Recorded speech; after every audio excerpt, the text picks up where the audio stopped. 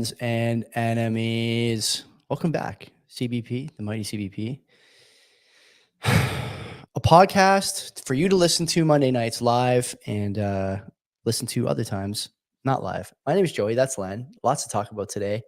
Price is down, Len. Doesn't matter. Vibes are high.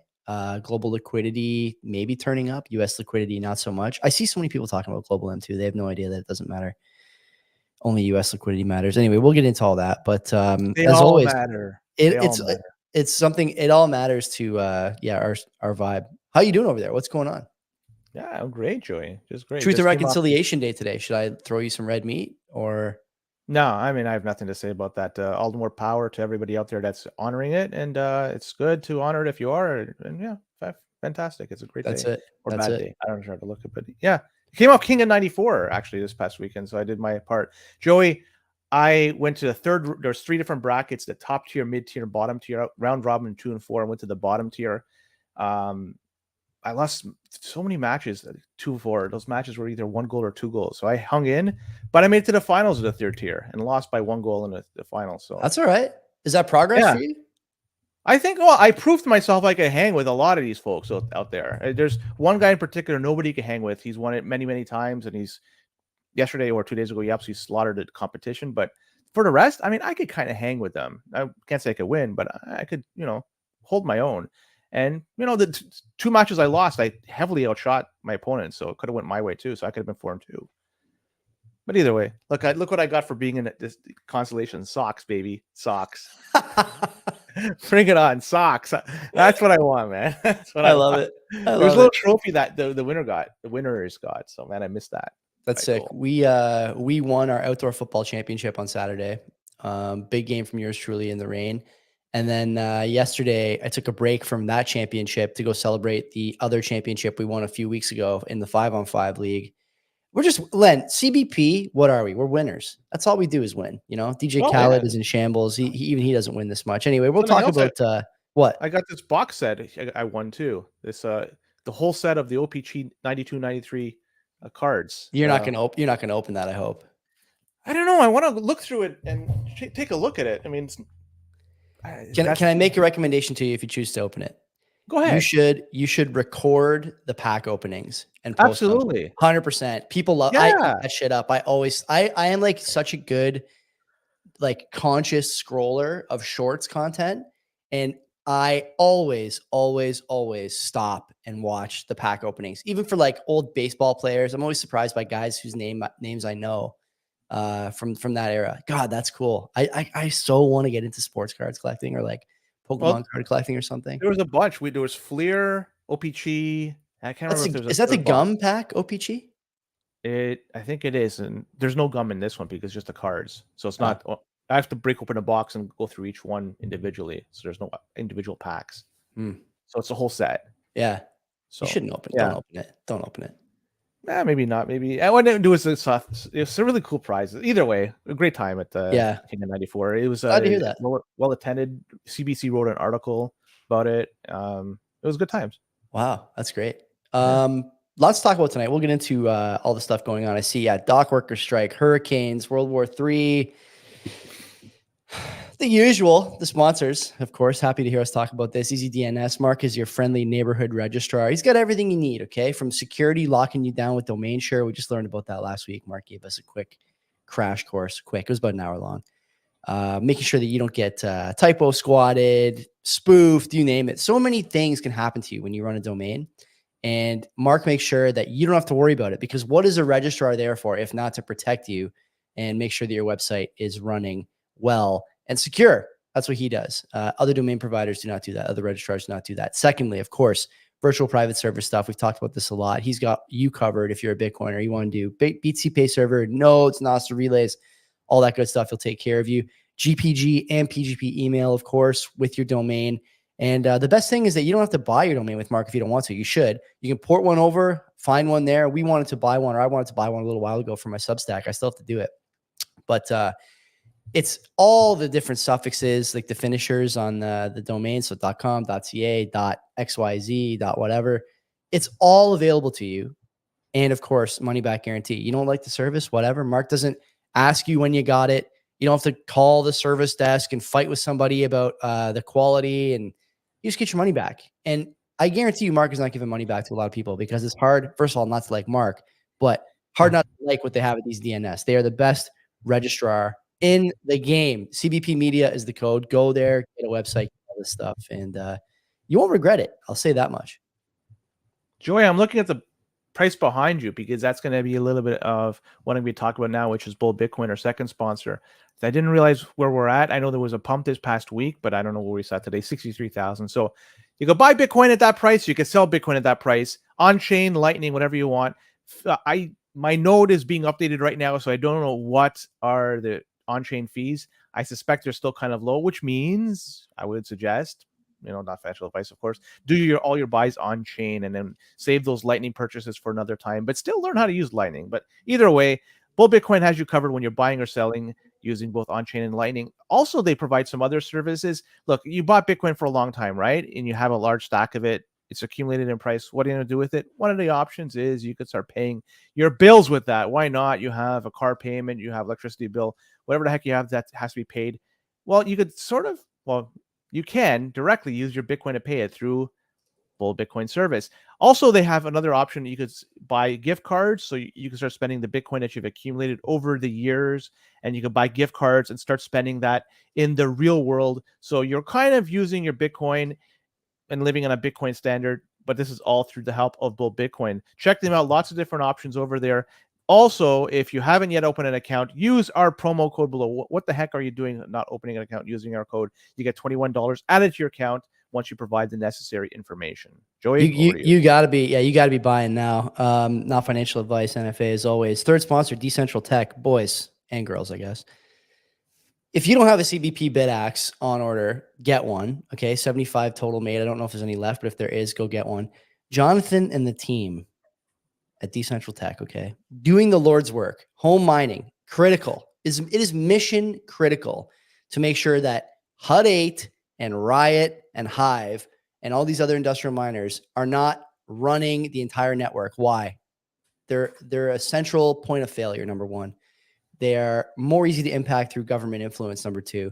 And number three, you should be able to look cool mining at home instead of just them looking cool mining in the racks. You can't beat the stuff that Decentral Tech has. You can get anything for your S9, S21, whatever, S19 miner. If you have that kind of hardware, they'll help you make sure that hardware stays running. They got repairs. They got new parts. They got all sorts of stuff. You can also, of course, like I mentioned, get into home mining with the BitAxe. Wife-friendly, quiet, looks cool. Looks very cool. You can get a CBP one, as I mentioned as well. It looks even cooler. Of course, on top of that, Len, they have some other services. They've done some hosting. They'll help you with whatever you need. But the point really about Decentral Tech is that they're a Canadian company. They care about home mining. They understand that mining decentralization is critical to the Bitcoin mission, and they want to help you contribute to that outcome. So go there. There's no promo code. Just tell Jonathan we sent you. Send him a tweet. Send him a message on Discord. Do whatever you want, okay? But what we want here is for you guys to patronize them, and you've been doing it so far. I hope it continues because this is important, man. I got my CBP BitAxe ordered. I said to someone in DMs, I'll mention this again this week. Somebody asked me if we just get the BitAxes, like the CBP BitAxes for free. I said, no, we don't take anything for free, only t-shirts and hats. So we are on this ride with you guys as well. And I think it's going to go really well. And socks. Yeah. I think it's going to go really well. I can't wait. I actually saw my Kaboom Rack shirt in my old laundry, whatever, like dresser. I might bust it out maybe for the gym or something. Get high on our hash. I think it says on the back. Great slogan. But yeah, anyway, that's great, man. Yeah, big all caps saying mine on Ocean with Datum. That's brand new, man. We can talk about that tonight if we want. I don't know if you got that in the list of stuff, but got a lot of things to talk about. May not have that on the time to do it. Let's get to the boosts. I want to talk about some boosts before we go any further. And Wedge Social. Wedge, everybody knows Wedge. Damn Wedge, yeah. Yeah. It's 113 sats. He writes, Joey is correct. You need 6 months of fiat to be ready. The rest should all be in hard assets. And he wrote this on Nostr, by the way. So this came through Nostr. So pretty cool. We're using that service to provide this boost. And he agrees with your sentiment. 6 months worth. I appreciate that, Wedge. Keep eating chips, buddy. Wartime, 333 sats. He does a couple of beer mugs for cheers. Wartime does it again. 333 sats. Boost with another couple of cheers. So he does it twice for 666 total sats. Heist Night, 1,000 sats. He says, you all talked me into getting a bid axe. I now have a 10,000 year plan to hit a block. What did we say last week? Is like 9,600 years or something? Yeah, because I provided that information. And obviously that was a snapshot of at that time. Over time, it gets worse and worse. Yeah. But yeah, solo mining, it's cool. Your chances of getting it obviously slim to none, but you have a chance. You have a chance. We got to do it. We got to do a CBP pool. We should do a CBP pool. I don't know. The chat talking about it right now. I think we should do it. I think it would be great. We'll have to talk to somebody that's running a pool. We could just sort of create one big. Apparently, you can do this with Datum. Datum will let you do this when it's open source. All caps says so. Okay. Yeah, we can always get Burnett, but your boy Bob can come on and talk to us about how to do it. Yeah, right. I'll be happy to bring him on. Yeah, talk about football too. 1990s. Joe Ronan. He was 2222 sats. He writes in, enjoyed Carey's insights. Yeah. Joey, great rip. LFG, don't be a cock. Carey was great, man. I want to apologize. We were a little late. Carey specifically was like, I've been in tech a long time. I should have been able to figure this out. It was like a weird update he did, and it turfed his tech for a bit, but he got it going. And I think he wants to have me on his show too. He's a busy guy, and he's had some big guests as well. So I would be honored to be on that program. But I really enjoyed talking to him, and I spoke to him for a bit after. He's a good guy, man. He's a guy that's come from the metal side like many others. And although he's not exclusively Bitcoin now, he understands the value prop, which is great to see. Really enjoyed talking to him. And that's it, Joey, for the boost. I don't have anything else to write in. Love it. Okay, so yeah, housekeeping tomorrow. David St. Ange coming on, Quebec legend in the Bitcoin space. We're going to be talking about a lot of stuff. I'll shout him out. It's very rare that I speak to the guests that we're having anytime before the show. Basically, like we booked them usually 3 weeks out. That's about the sweet spot for this show. Which can be difficult sometimes, but it's better for us, even though it's like stressful sometimes, I think, Alan. But Dave messaged me today and asked if we had like topics. He sent me like presentations he's done. He even sent me a folder with pictures of them to use for the thumbnail. How about that? Is that like not one of the greatest guest, the polite guest move? We almost never have that. You and me are always hunting for thumbnails for the guests. Google's my friend for that, and also X. And just go through either X or Twitter or Google. Yeah. So my apologies for anybody out there that's been in a show. Don't like the thumbnail, but that's where I get them from. Don't have many options. Yeah, it's going to be fun. It's going to be fun talking to him tomorrow. So tune in for that one. That's it though. Let's get into it. We're 3 minutes earlier than we usually are. We usually 16 minutes of intro. Today, only 13. So let's hit it. All right. Swan. There's been some interesting news that came out of the Swan camp this past week. Everybody's been looking at this. They filed a lawsuit against several of their former employees. And the gist of it is the group of folks, they're working now in collaboration with an arm's length of tether, it looks like. And the whole thing is they may have allegedly have stolen some of Swan's mining business. The question is, how can somebody steal mining business? This is, kind of decentralized, anyone could spin up something. The more ASICs you have, the more. Can anybody spin it up? I'm not sure you can spin one up. We've talked, the hardware is a problem now. That's an issue. Yeah. I mean, we could get bid axes and you're good to go. Anyway, this is a group of 6 individuals we're talking about. And the thing which apparently they have stolen and taken with them to Proton Management. This is a company that they are now associated with it. So apparently there's highly proprietary code, and this would make mining more efficient. So Swan apparently had cracked the safe here and figured out that and got this highly proprietary code to make mining more efficient. And so now the beneficiary of this is now Proton Management, at least allegedly. So I did some searching. I could not find anything to do with Proton Management, the Bitcoin company, the Bitcoin mining company. Mm-hmm. I was able to find Proton Management or protonmanage.com. That's a different thing, but protonmanagement.com only has a landing page, nothing else. I did a who is on it, yields absolutely nothing. So I can't find who's behind this. Apparently, it's somehow associated with Tether. But either way, this being a Bitcoin mining company, I don't know. I scoured as much as I can. I found nothing, but it doesn't mean anything in the end. There could be something under that name. So the question I have is, what the fuck is Proton Management? I don't know. Either way, in August, so it all stems from August. This group of employees abruptly left Swan. So they were working for Swan up until August, early August, and then they left and they joined almost simultaneously joined Proton Management Company. Now, a question I have: when anybody signs on a contract with a company, isn't there some sort of NDA or non-compete you typically sign with when you sign on with a company? Like, that's what I would imagine they should have had. This is something that Swan just overlooked. And if so, then this is unfortunately what's going to happen. Proprietary info, secret info about the company. Like, what are they taking here that's going to make Proton Management much better at Bitcoin mining than anybody else? I don't know. But, maybe there's something to it. We got to let this whole thing play out. There's a connection here to Tether between not just Proton Management, but also Tether was involved with funding Swan's Bitcoin mining We operation. talked about this. We talked about this on the show, and people said that we were nuts for bringing this up, and clearly we were not. Well, the question I have, if they're one of the funding companies of this mining operation that Swan had, wouldn't they want it to succeed? And if so, then wouldn't they want these individuals to stay there and not steal the code? Just there's something here that just doesn't make sense to me. I don't have all the information, and it may not be the sharpest knife in the drawer, but still, a lot here I can't fucking connect. And I guess in time we will be able to connect some of these dots. So if I had access to highly proprietary code that makes stuff really mining more efficient, would I risk my neck to take that to go somewhere else?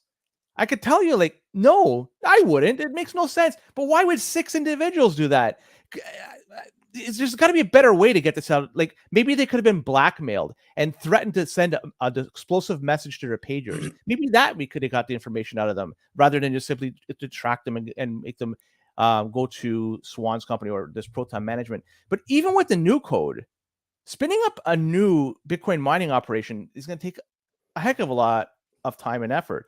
Granted, Tether did say that they are going to be doing some mining back in 2023. So it's been a year and a half since they started this, but still CapEx, operational expenses is high. It's a cutthroat business.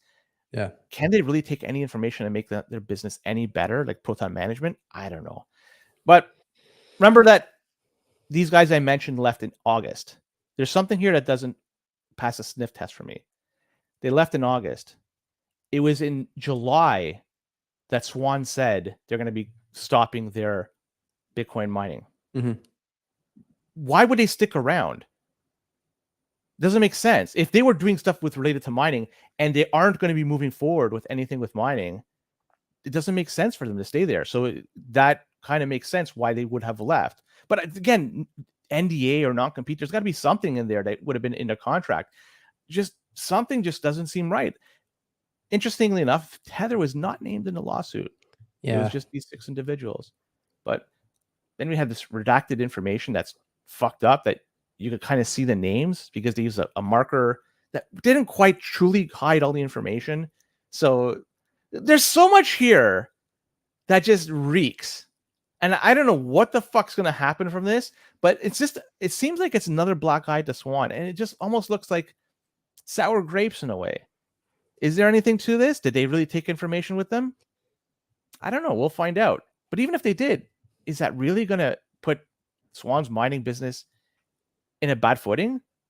I don't know. Like, this is just, it's fucked up, this information. There's a story on the Miner Mag that claims to have all the redacted stuff. And the subheading, it says, here's what Swan Bitcoin redacted in mining lawsuit involving Tether. The subheading is Tether controls the board of directors of mining JV Energy 2040. So that's significant, I think. And, I haven't read this whole story. It's got the full sort of thing here. Some rather important stuff. Like, here's a couple of examples of redacted stuff. I'm going to share the page actually for people on video so that if you want to read it yourself, you can. I also put it in the YouTube chat. So if people want to see it, they can do that. It's I don't know if it's damning, Len, but it's there's more to this, I think. Tether funded 2040 Energy and controlled 2040 Energy's board of directors. Clipston served as Swan's sole director on the board of 2040, and Tether CFO Giancarlo Divasini, good Italian guy there, and another guy who sounds like he could be a medieval composer. The former CEO of Tether and current CEO of Tether's sister company, Bitfinex, serves as Tether's director on the board. So you got the Bitfinex CEO, who's a former Tether guy, the Tether CFO, and they're both on this board for 2040 Energy. And 2040 Energy is basically Tether. Tether controls the board of directors for JV Energy 2040. And they were running Swan's day-to-day mining operation. Like, Tether might not be named in the suit, but they ought to be, I think. Then it talks about how, you got these other, the 6 people who were responsible for taking the code, among other things. On August 14th, 2024, Tether's counsel responded to Swan's letter requesting that Swan provide information concerning specific steps proposed to be undertaken by Swan to ensure that the business of 2040 Energy continues to be conducted as contemplated by the shareholders agreement. Again, like, Tether is running the show over there. I don't know how else you would see this. Another good example here.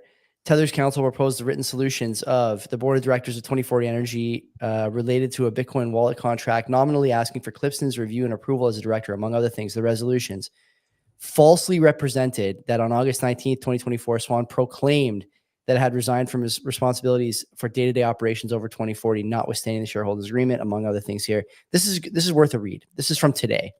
So the redacted information, these guys at Miner Mag are saying they have it all here. Maybe they do, maybe they don't, but to me, this all looks pretty good in terms of like its accuracy. But there's more to this story, don't you think? Yes. Yeah. The fact that they didn't name Tether, do you think that was purposely so they don't anger anybody over there? I don't know. Just don't ruffle feathers, because it's going after pro-time management, I think, does, but without specifically naming them, or at least, I don't know. There's something here, like, it stinks. I just can't everything Tether is into stinks.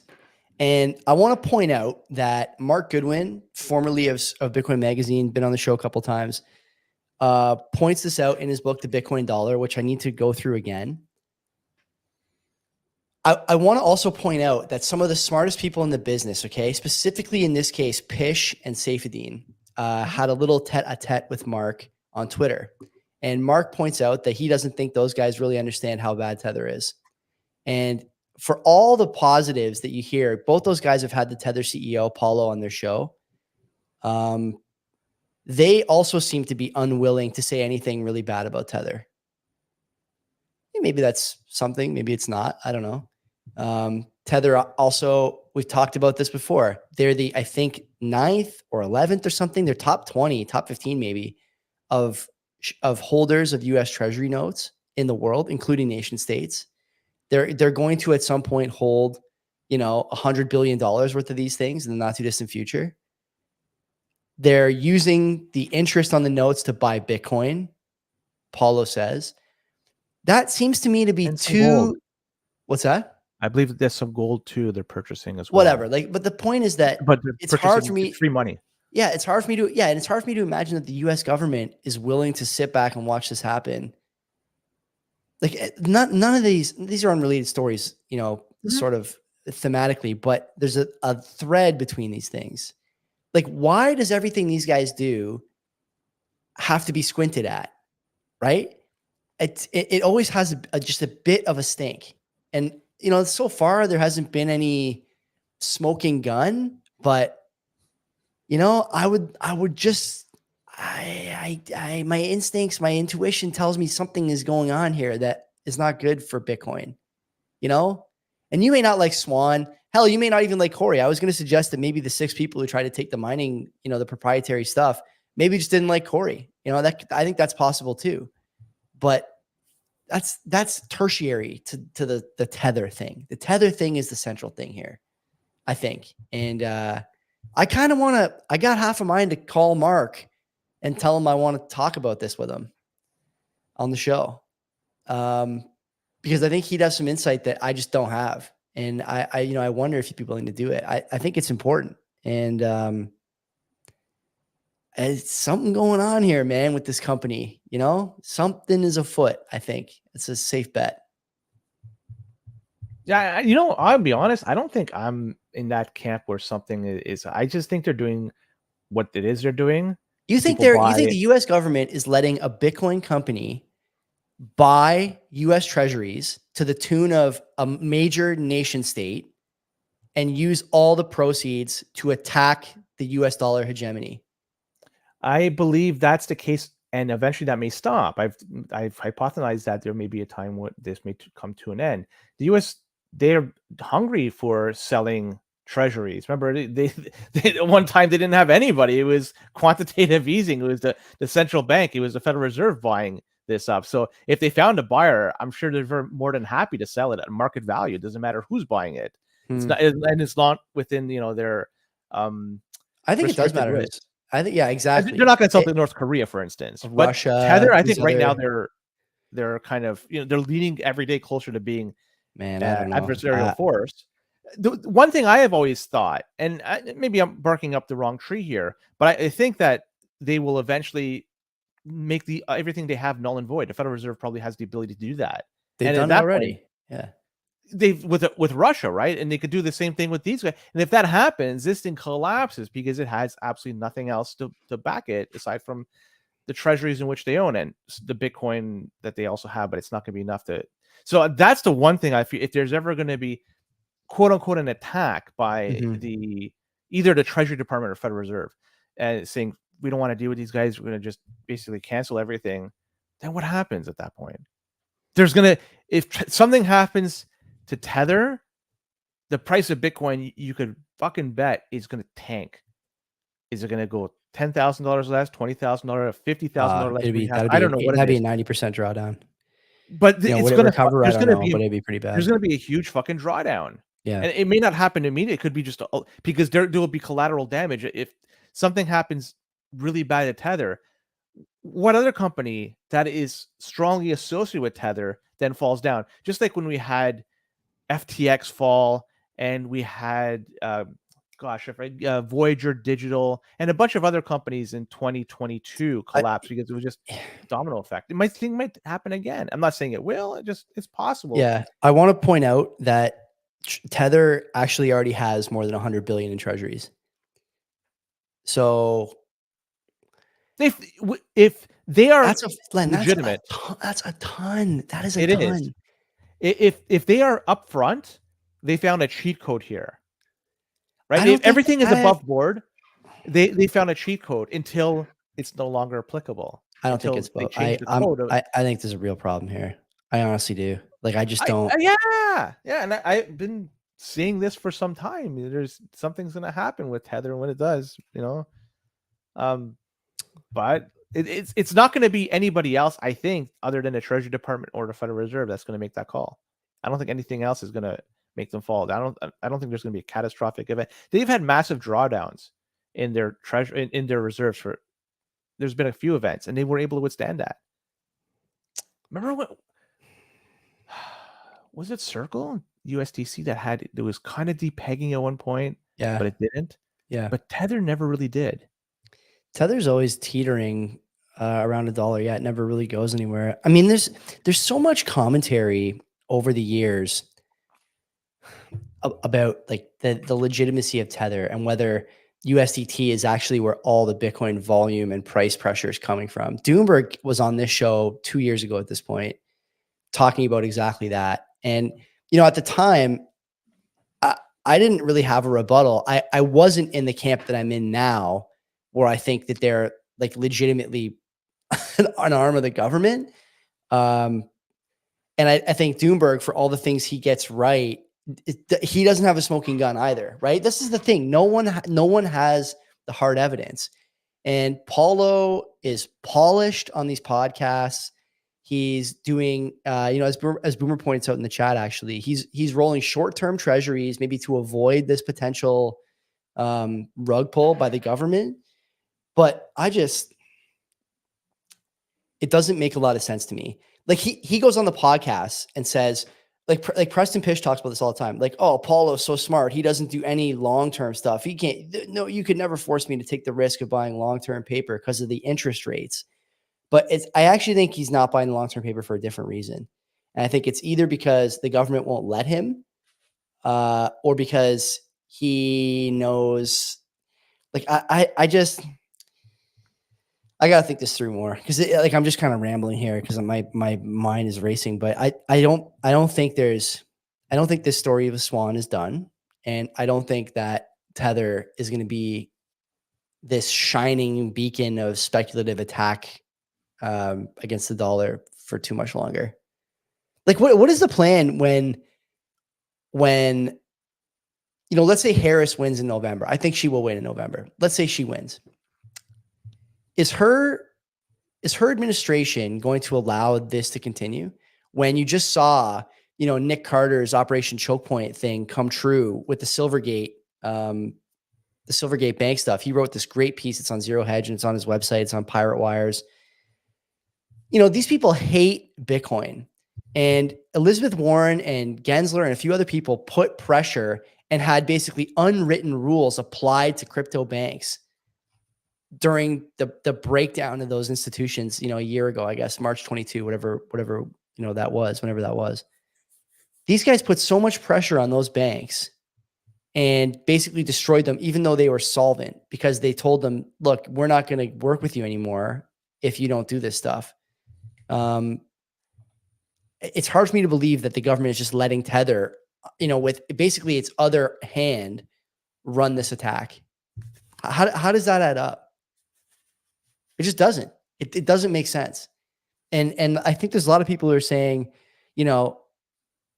Tether is an independent company. Like you said, I think a lot of people say they found this cheat code, but there are no cheat codes, Like, how many times have we seen the government change the rules on a whim, on a dime, basically extra, like, outside of process and procedure?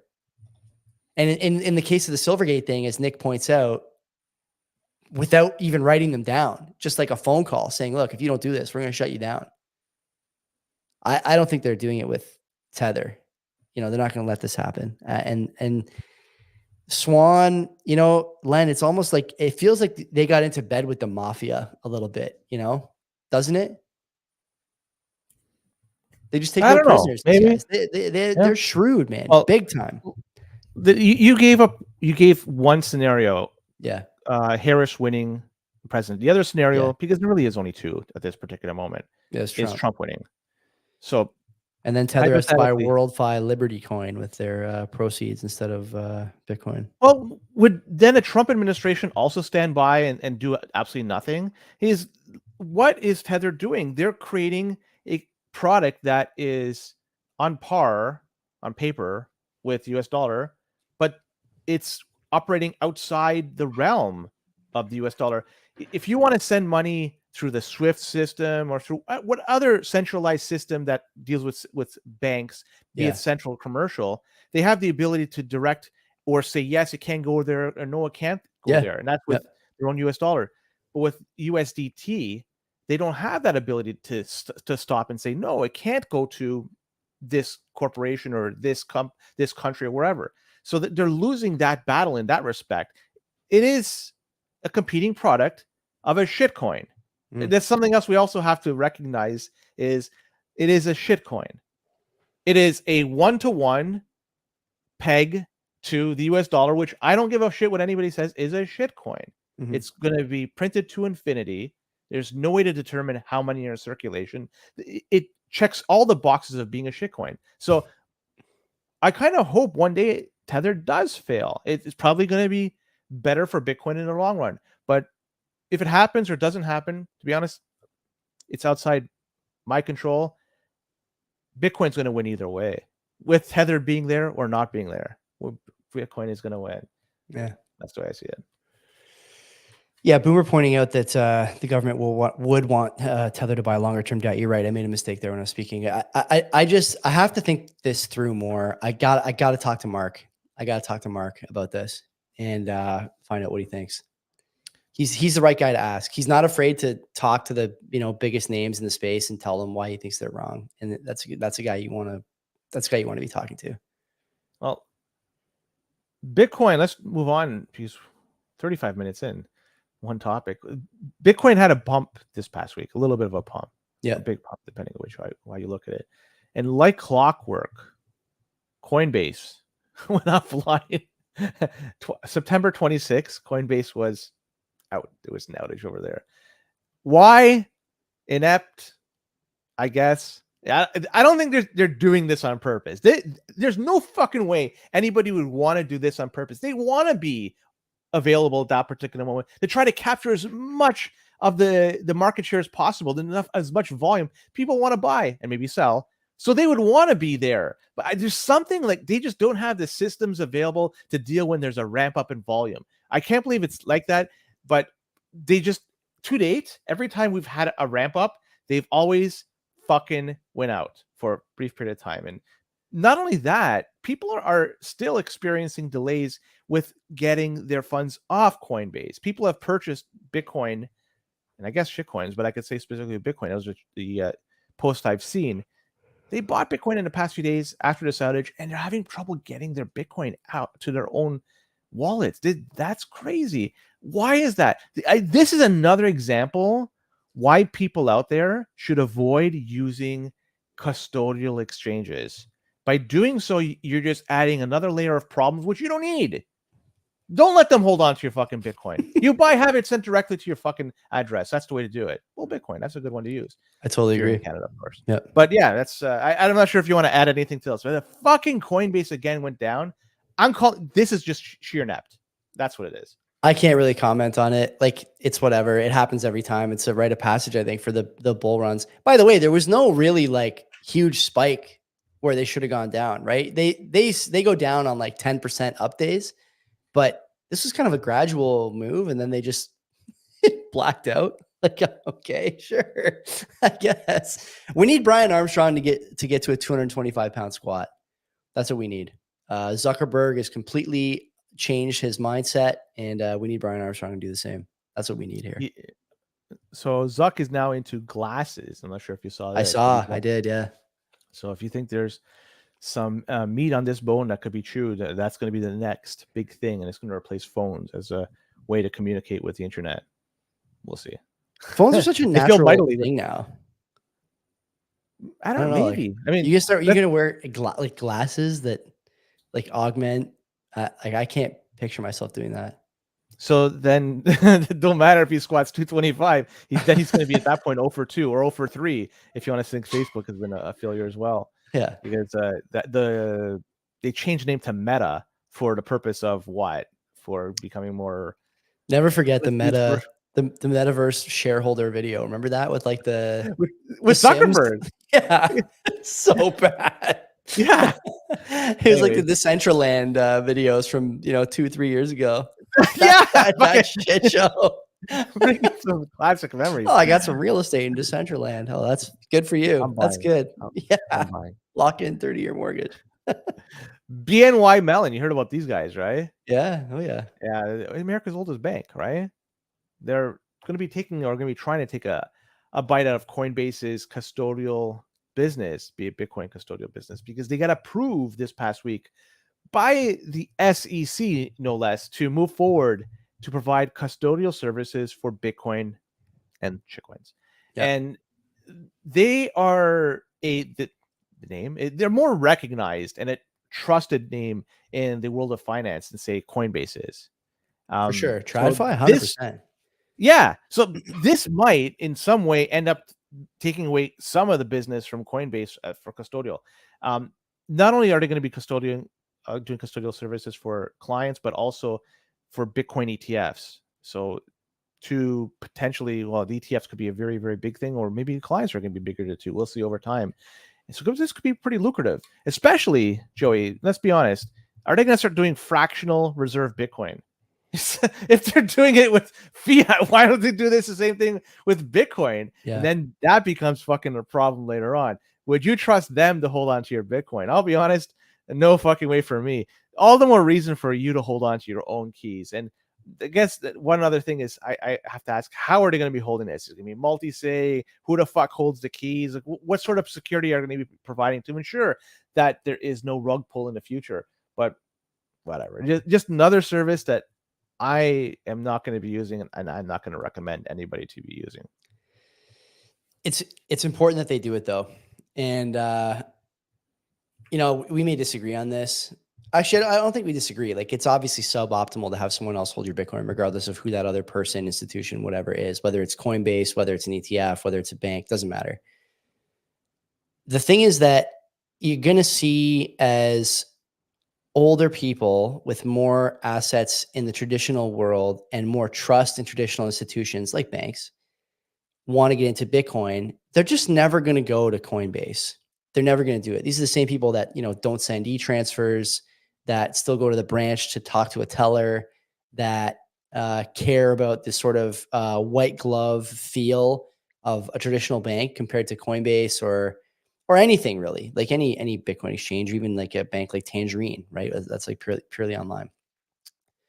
To get those people into Bitcoin, if they don't want the ETF, you need to have some custody option. And I think people will appreciate that about a bank. There's also some subsection of the Bitcoin space that just doesn't want to do self-custody. Like, Unchained has a custody solution, Casa, obviously a custody solution. There's a few others out there too that do this. And those are geared toward people who are in the space, like people like you and me. And they seem to be doing fairly well. Unchained specifically seems to be doing very well. So people want this service. Whether they should want it or not is a completely different story, a different question that you and me probably both agree on. You should just learn how to do custody yourself. It's not that hard. But there's a demand for this. And I think you're going to see people who want, like I said, who want to get into Bitcoin but don't want to deal with the custody. They'll do it through means like this. Now, here's a question for you. How big is this market really? We've talked about this with SB, about how much does Coinbase make on custody. There's a story on Yahoo Finance that talks about this. Per Bloomberg estimates, the crypto custody market is worth roughly $300 million and growing at an annual rate of 30%. 30% So a 100 year. million this year, or 100 Yeah, and 130 million that year after, whatever it is. Yeah. yeah. Pretty good. So, is that a market you'd want to get into? I think so. Isn't it more likely that you see more banks doing this and eating share from Coinbase than Coinbase breaking into traditional finance? It's like a one-way gate almost, right? Like, Coinbase is just never going to win over those people, but the bank offering Bitcoin services, I think that's a winning business model, or it's a winning strategy for those businesses. And I just don't see those people ever going a different direction. If they don't want to do self-custody, they're not going to use Casa. They're not going to use Unchained. Where are they going to go? They're going to go to the bank. That's a smart play by BNY. And, they, like you said, they're the oldest institution in the country when it comes to banking. I like this, honestly. And, I think the one thing you and me may disagree on is how much time and energy should we put into like trying to drag people into the self-custody world. I would say new Bitcoiners should look at that first, but there's a whole separate, group of new Bitcoiners who are, over 55, 60 that maybe are just like, nah, I want the bank to do it. This is super risky in my view. Not just because we don't know the details of the custody solution yet. That's one piece, obviously, but banks are a government institution. They're going to give up your Bitcoin if push comes to shove. And what's the old saying, man? Not your keys, not your coin. There's risks in doing this stuff. Now, maybe you're not worried about it if you're a boomer, right? You're probably the same kind of person who says, "Who needs privacy if you're not breaking the law?" But it's an interesting change. It's a pivot, right? How long until we see a Canadian bank doing this? Good question. I can't even come up with an answer because it would be dependent on how soon they get the ball rolling to get their application in. They'd have to get the powers that be given the blessing, just like the SEC did. They don't have to. The banks here don't have that problem. When the banks want something, when the banks want something here, they get it. There's no questions from regulators or anything like that. When the banks want something, they get it. When they want something stopped, they get that too. And in the States, they don't have that same type of power. That same it's not the same oligopoly that it is here, right? Here we have basically the big four plus a few auxiliary chartered banks, and over there's hundreds, if not more, if not thousands of different banks. Well, And the first bank of Two Hills, Alberta, is getting bigger and bigger by the day. So maybe that's going to be included in the big four. maybe. Well, the one thing that really I'm concerned about is will they ever do fractional reserve Bitcoin? Caitlin Long thinks they will. She was on Marty's show and thinks that that's going to be the problem. That's going to be what blows up one of these banks at some point. That they'll think they can do it, and there's no bailout, there's no fix. The assets are impossible to produce. Yeah. So, and we were talking last week about yield on Bitcoin, and I fear maybe you're going to have a bank come out with a product that's going to offer yield. We have a savings account with Bitcoin. You put it in, and you're going to get a certain percentage over the year. But where the fuck does it come from? It probably will come from somebody else's account, and then eventually, how does this get? It's going to be just something that will collapse in the end. And now that we have them, the oldest bank. They filed the application to SEC, were granted. How many others are going to do the same thing? Because they're not going to sit idly by and let that type of... Absolutely not. Exactly. Not.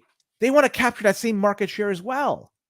So this is going to be a domino effect. You're going to see every other big bank and small and medium size do the exact same thing.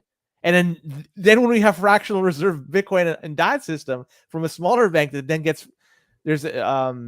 There's a run on capital over there. Then it's going to be fun to watch. Totally. But whatever. See, Bloomberg is reporting that on X that BlackRock is running their own Bitcoin node. I found this to be pretty funny.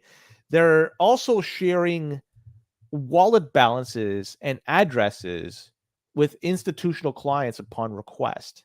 So they're doing this because, remember, 2 or 3 weeks ago, we talked about the paper Bitcoin allegations, Coinbase, and stuff like that. Well, this helps alleviate any of the concerns anybody has, because they can, upon request, provide information and verify to their customers that Coinbase has done things correctly. So the IBIT ETF, it's provable evidence that they have the coin that it is that they say they have it. The question now I would love to know the answer to this. What version are they running? Are they running Bitcoin Core? Are they running Knots? I'm fucking willing to bet.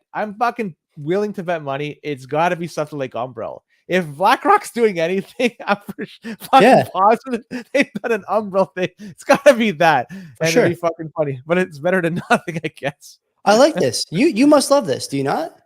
Well, the fact that they're running a node, like BlackRock has more nodes running than I do. BlackRock has more nodes running than I do right now. Apparently so. Gotta get you. Fuck, Joey. I got a laptop here. You could fucking have. We could set you up. But they don't even they don't fucking trust. They verify.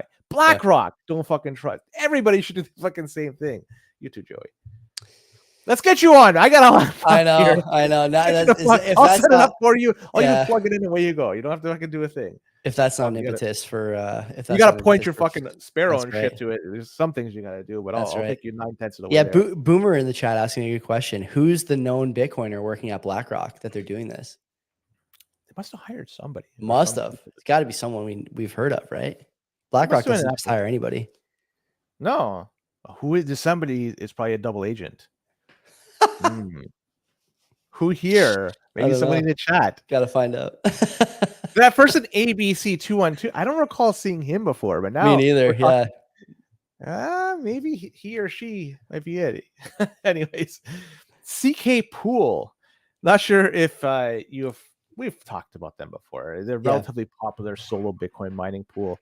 And in fact, some solo Bitcoin mining enthusiasts actually were able to find a block using CK Pool solo. Someone now noted this past week, they're now charging solo folks a 20,000 sat annual fee just to view your stats. What the fuck is this? Just to view your stats.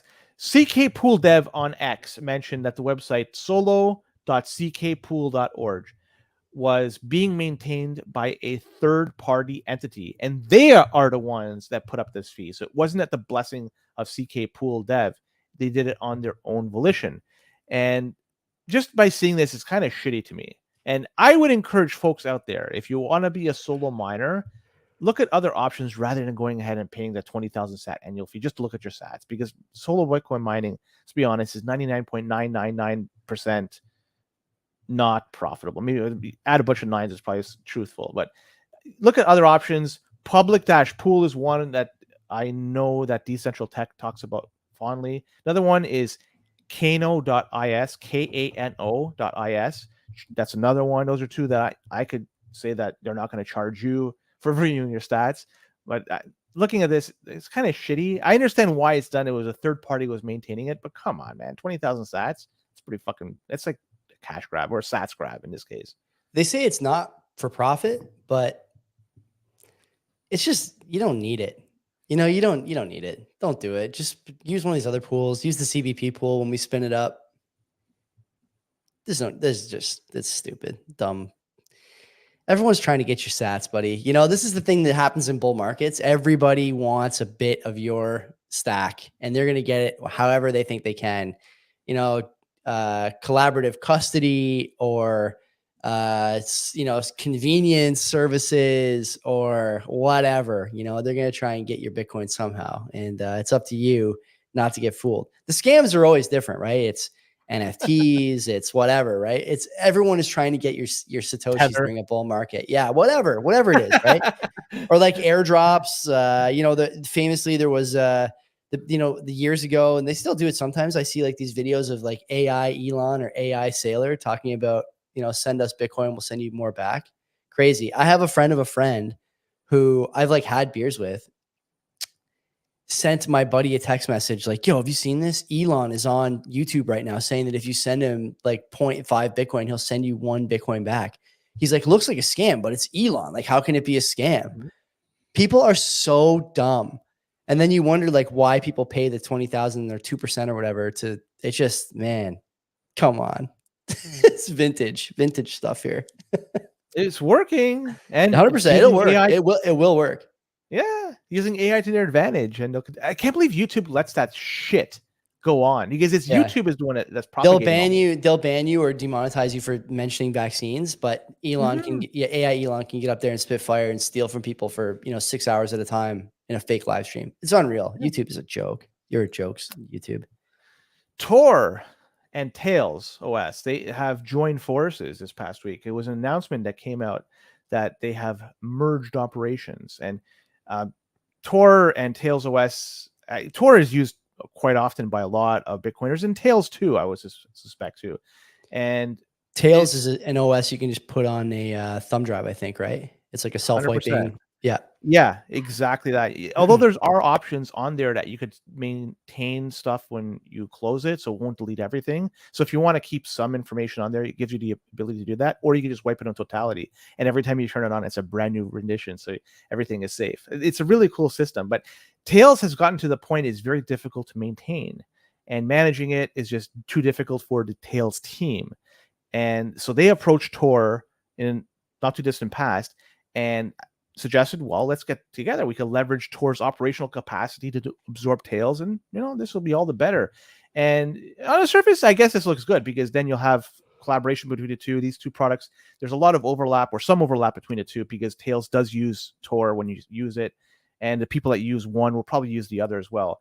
But in one sense, though, I will say that I don't like it, because it kind of seems like it's centralization in a way. You're kind of having two products which were separate and unique. Now it's going to be done under one entity. Granted, it's going to be open source and everything, but it's still, you know, in a way, it's kind of centralizing, kind of, you could say. But this is just more of a heads up that more than anything else. Tails and Tor, they're going to be one entity moving forward. I'm not sure how it's going to change anything with the look and feel of anything, but the same folks are going to be maintaining both, which is interesting. Yeah, I think it's important that these services stay running. So I'm glad that Tails, you know, didn't just abandon the product. I think it's open source anyways, if I remember correctly. So Tails is, because yeah. So you can, if you're competent, you can go to, you know, the Tails code and do whatever you want with it. But it'd be nice to have like a few of these companies collaborate on some of these I guess you call them privacy tools, maybe anonymity tools as well. And have like, some kind of like consortium of companies that are working together to make sure their products work seamlessly and you can get them all in one place and blah, blah, blah, right? And verify the code for your stuff. What else would you put on that list? Tails is a great one, although it's like extremely inconvenient for the average user. If you have a machine that you just want to be private, that's like as good as it gets. Tor obviously has a ton of benefits. We know that. What else would you put on there? Signal, maybe? Signal's good, but you're not going to add it to Tails because it's going to wipe all that. No, shit you off. wouldn't. You wouldn't. Yeah. It's But just a section. So what else Just a would you single throw? section thing. What else would you throw on that list? Of like I like important privacy Signal. tools.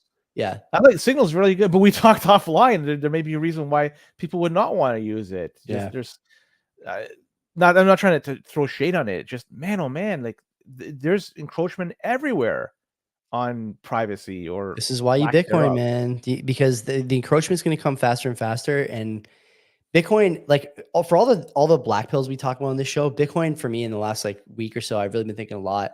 It's just like beacon of like hope. You don't have to worry about someone controlling your money, controlling your transactions, stopping you from conducting business they don't like. Short of someone coming to your house with a gun, which doesn't scale. We've talked about that, even though the chilling effect is a little bit scary. Enforcement doesn't scale. And I think that Bitcoiners have understood this for a long time, sort of implicitly, if not explicitly, that having this other tool is just so difficult to stop.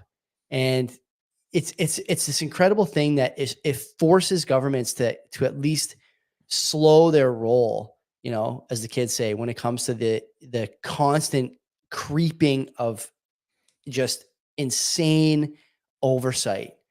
And I really think if you don't have it by now, man, like you're gonna figure it out the hard way at this point, because all this stuff is happening so fast. Everything we do, Len, is just like monitored, watched, gathered, data mined, used against you for everything from legal action to forcing you into buying trinkets on Amazon. Literally everything you do. And Bitcoin is like the only thing that's just like this pure network money, stateless asset, no counterparty, yours to control. It's beautiful, man. And I said this so many times. Bitcoin could stall out right now in terms of hardware, or in terms of software, I should say. And you'd never have to worry about it, because the other side of the equation is just accelerating to the downside so quickly that everyone is going to figure this out at some point. And it's not about, and by the way, people who don't own Bitcoin, I would guess like 85% of them have actually figured it out already, but can't get past the sunk cost and the reputational damage they would take in their friend group or professionally or whatever, and just buy some and start, supporting it outright. I think everyone gets why Bitcoin is going to work, and they're just afraid to do it because they just would feel stupid. Talk about a mistake, man, with all this other stuff going on. It's good to be a Bitcoiner. It is good to be a Bitcoiner. And where you should not buy your Bitcoin is BitBuy, because apparently there's a security flaw, as per a poster on the Bitcoin CA subreddit. And he was saying that there's a client side glitch with BitBuy. And the issue was related how the user information was stored and transferred between the front end, that's what the user sees, and the back end, that's what the server handles. And the problem stems that it can be improperly handled, and how it does it with the request and the response, and which this leads to insufficient encryption protocols, because it looks like this is not security encrypted as it should be. Stuff like emails, phone number, transaction histories can all be data scraped with specific techniques. Brutal. And through analyzing the session tokens that were managed, these are tokens that are authenticate users and keep them logged in securely. It's found out that even after they expired, old session tokens can be used to access customer data long after the login has been closed off. So through this, the information that can be gathered is customer email, phone numbers, account balances, trading history, personal ID. That's KYC information stuff. So the way I think it, from what I gather, is anybody that could somehow get access to your phone, you need a malicious actor to get access to your phone.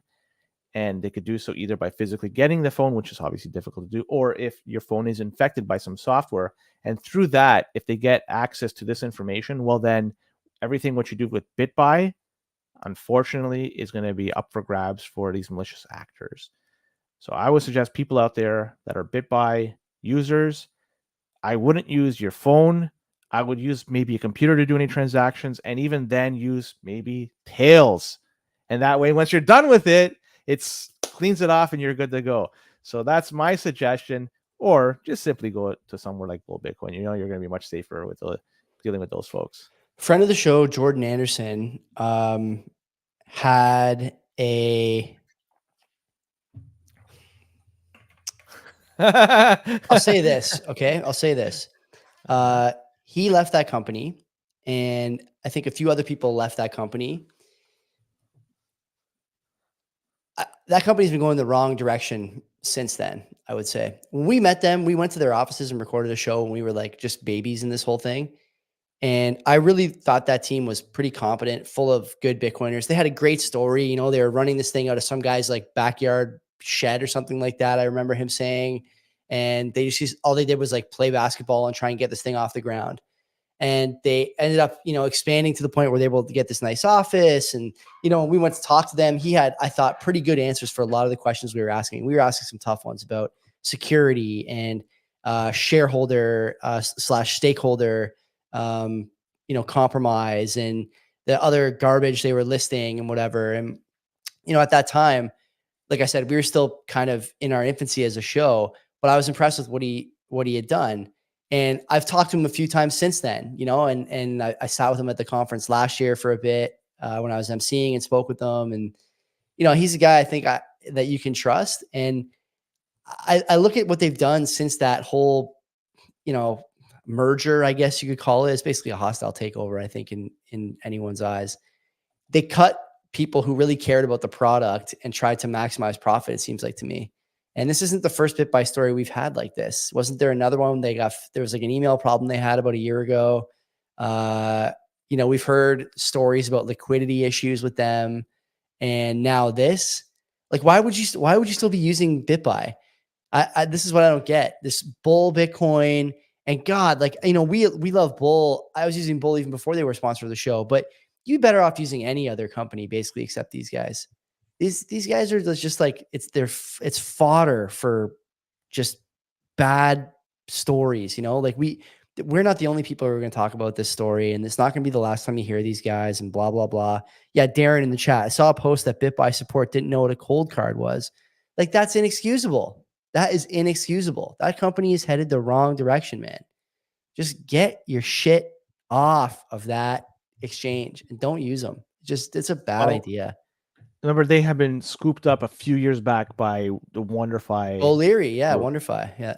Yeah, and they scooped up them, and was it Coin Square? I think it was. Yeah, another guy we had on the show, right? We had that guy on as well. Yeah.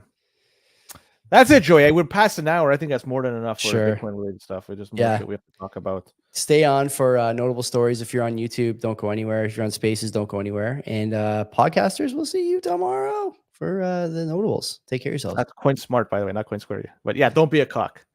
Great. 1 hour, 3 minutes, and 27 seconds. Where should we start? Confidence vote? China. Okay, sure. China. Because they started the money printer, it looks like, because this past week they have the Central Bank of China that Len, you know that I prepared some new content for the show for this story. Hold on. Money print. Okay, this is a money printer story. Okay, hold on. We gotta have the guy just, you know, doing that, just shilling out cash from his palm of his hand. So this past week, the Bank of China, which is their central bank, I like that the money printer update, they cut interest rates by 30 basis points, and it was from 2.3% now down to 2%. That is the biggest cut by the Chinese central bank since 2016. So it's been 8 years since they had this level of cut. And on top of this cut, we just learned that there's also a stimulus program that they put into place to help kickstart the economy. And China is eyeing a growth of 5% this year. That's their goal. They want to get there. And then it looks like they're going to do it by hook or by crook, and they're going to use the central bank to help achieve that goal. But let's be honest, when you do that, it's going to yield a whole fucking bunch of new problems as a result. But we'll get to deal with those later on. Well, 5% is what we want to do. It's $114 billion US. That's a stimulus. The markets absolutely loved it. It went up right away by a few percent. And this isn't the first time we've had some sort of something done by the people over there, the central bank or the government, because the Bank of China also provided $42 billion of assistance, financial assistance to companies and banks out there to buy and scoop up these unsold apartments that have already been built.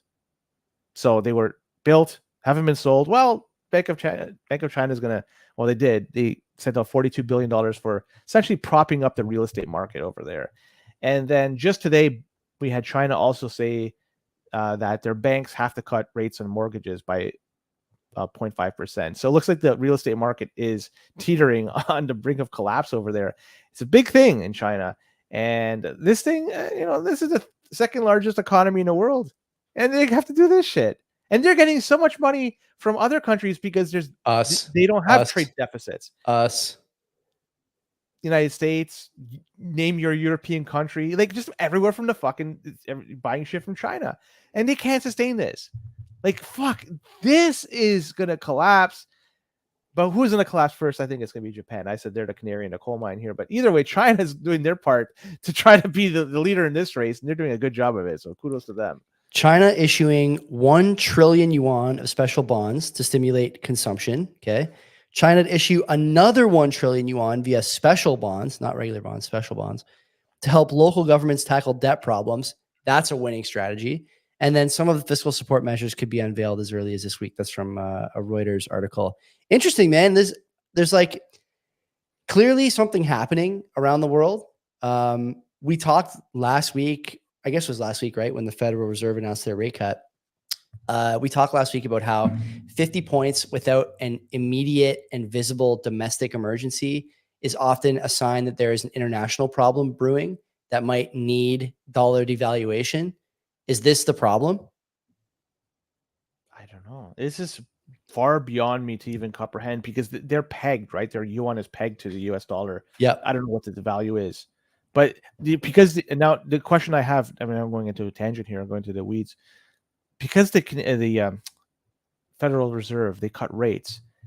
And the fact that they're pegged, the yuan is pegged to US dollars, does the Bank of China also have to cut rates relatively close to the Federal Reserve or no? Because they're at 2.0% right now. And the Federal Reserve is what?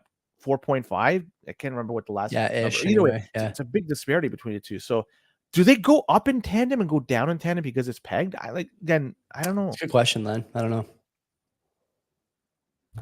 Yeah. I don't know. Anything else you want to add to this? Good luck if you're relying on the Chinese economy, I guess. Also 5%, that's going to be phantom growth. That's the other thing. They're notorious for this kind of phantom GDP. So, well, they could spin up a new city by tomorrow, and then and then they'll spin up a new city, pay people to build it, and then 10 years later, pay the same people to remove the rubble from the ground. Yeah. Yep. And it's all going to be added to the GDP. 100%. That's a perfect calculation for success. Let's talk about my hero, Paul Pelosi. I like Paul. This guy, not only could he fend off hammer attacks, but this guy is an absolute legend when it comes to investing because he managed to sell off around $500,000 of shares worth of Visa a couple of months ago. And this past week, it was announced that the Department of Justice, they plan to open up a lawsuit against Visa, saying that they illegally monopolized the U.S. debt market. There's claims that Visa illegally paid its rivals to keep them out of the market and hinder innovation. As a result, Visa holds about 60% share of the debt payments market and earns about $7 billion annually in debit swipe fees. This is as per the Department of Justice. So this just came out this past week, really interesting news, but you got to break this down further. He sold 2,000 shares in early July 1st, which I believe it was. Right. The price at that time of Visa, The price per share was $273, give or take.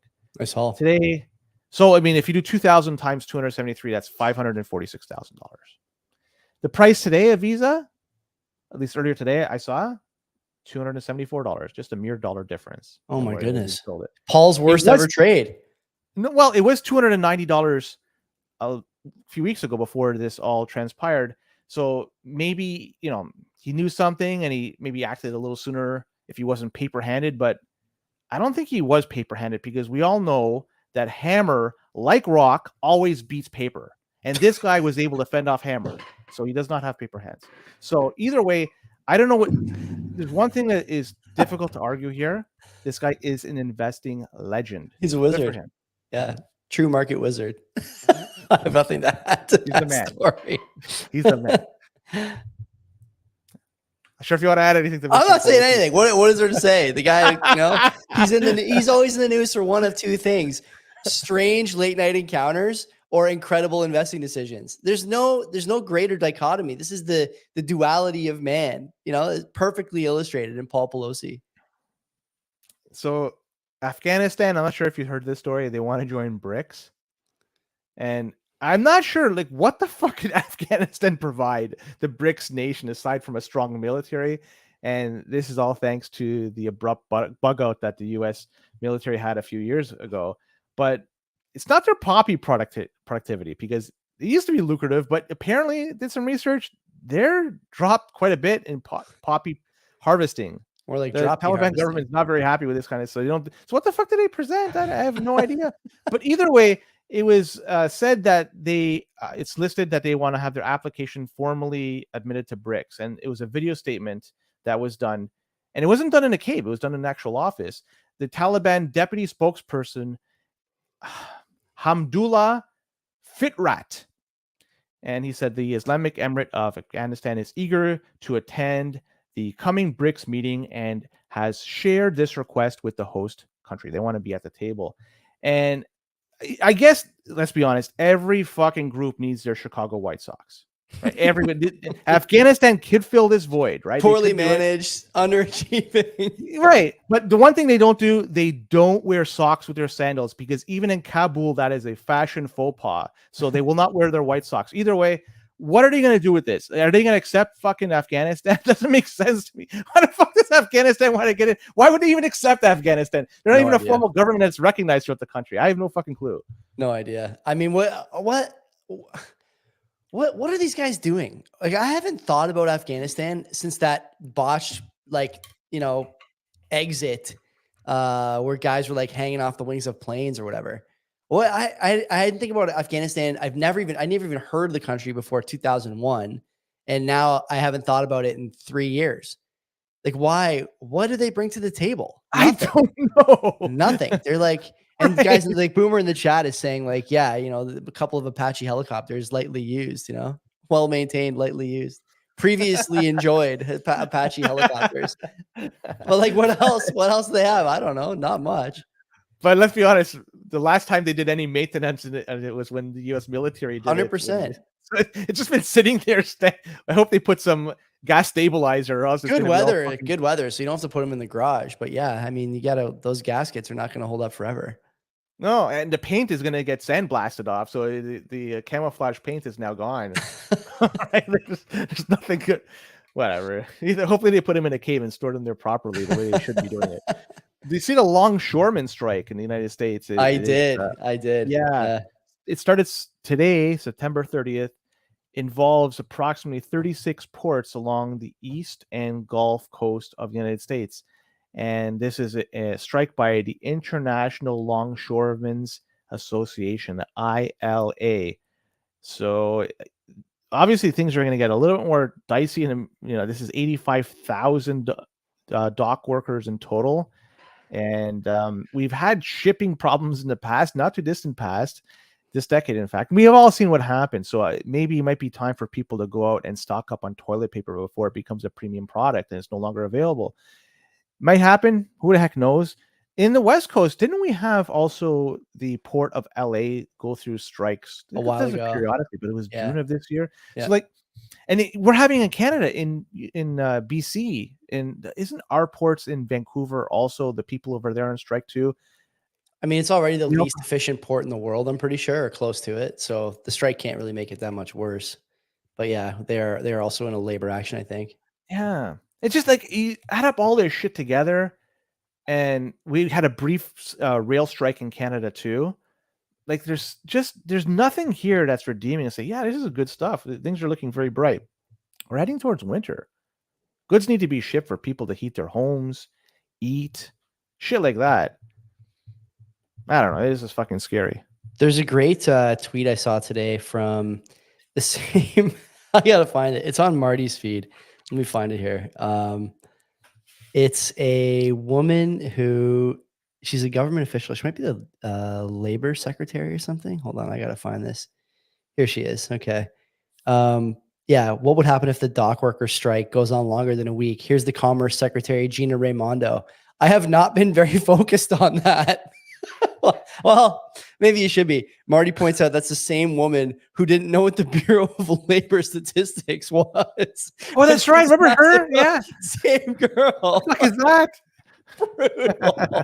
There's like a crisis of competence everywhere in the US government. I mean, it's everywhere in the world, but God, this woman just can't catch a break. You know, these are easy questions. It's amazing. The answer is to make sure she gets interviewed by Caitlin Collins or whatever from CNN before she goes on any more unscripted interviews. That's the answer, I think. Let's move on to Canada. Unless you want to talk about Japan briefly. I know you were talking offline in other chat about Japan. I don't know anything about it. I can't find any hard like evidence that the Nikkei is causing the Bitcoin price weakness. Not even with respect to Bitcoin price. I mean, just in general over there. Yeah, but I don't really care about Japan that much. Like whatever. It's like you said, only a matter of time, I think. But our games, man, are like PlayStation, Nintendo, like it's going to impact the fucking It's going to affect my PS5 Pro order? For sure it will. Where do you think this shit is being Are you going to get a Pro? Are you going to get a Pro? No fucking way, man. It's like $1,000 over here. I know I'm not going to get one either. I don't see the point. Until Sony produces games that actually look like they need it, I'm not going to do it.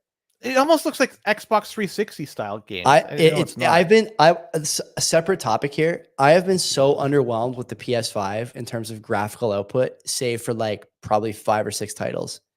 Like the God of War games were amazing. The Horizon games look amazing. Borderlands 3 look really good, but otherwise, they could all be PS4 games, I think. But they look worse on PS4. Like this, like I have a really good TV, and so I'm pushing my PlayStation 5 like to its limits, and so those games look great.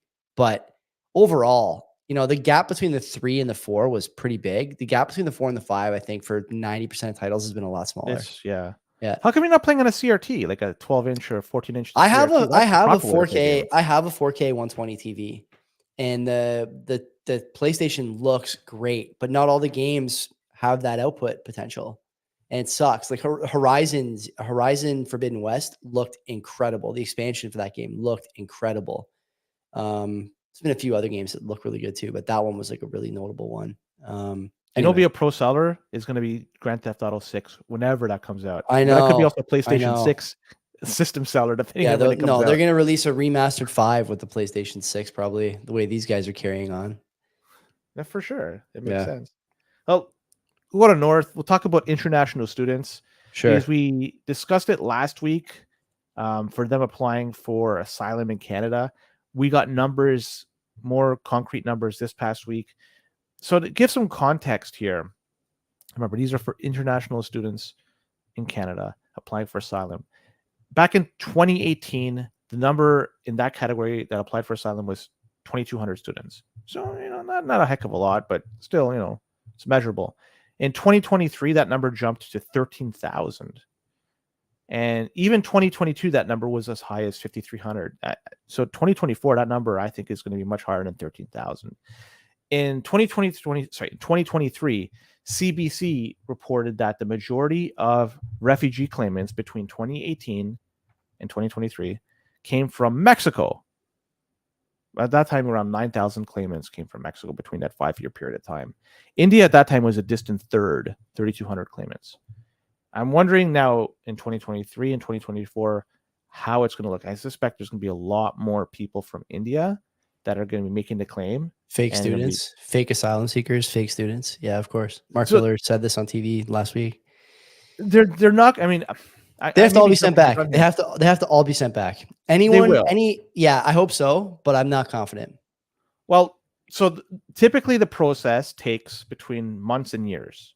It really depends on the backlog, the location, which country, what part of the country they're in, getting documentation to prove the case. There's a lot to it. It's not just a blanket statement. Yours is going to take this much time. Every case is slightly different, but it could take months to years for exactly the backlog. Yeah. As for last year, the success rate to go from an asylum claim to refugee status was 78%, which, you know, it seems decent. It looks, the majority of people coming here, more than 2/3, have a legitimate claim as per the Canadian government. I don't buy that. I don't buy these that individuals, I know. whatever. You read stats. I know. Yeah. These individuals, I would love to know what are the grounds for there, because some people are what they call economic refugees. They're here because the economy is better, and that's why they're here. So they're not being persecuted because of religious beliefs or sexual orientation, or for a host of other reasons that may legitimize their claim as being a refugee. They are, I think there's going to be a lot of them that have made a claim in the past 2 years or so are going to be quote unquote economic refugees. So their case would, I think, ultimately be denied. Are you confident in that though?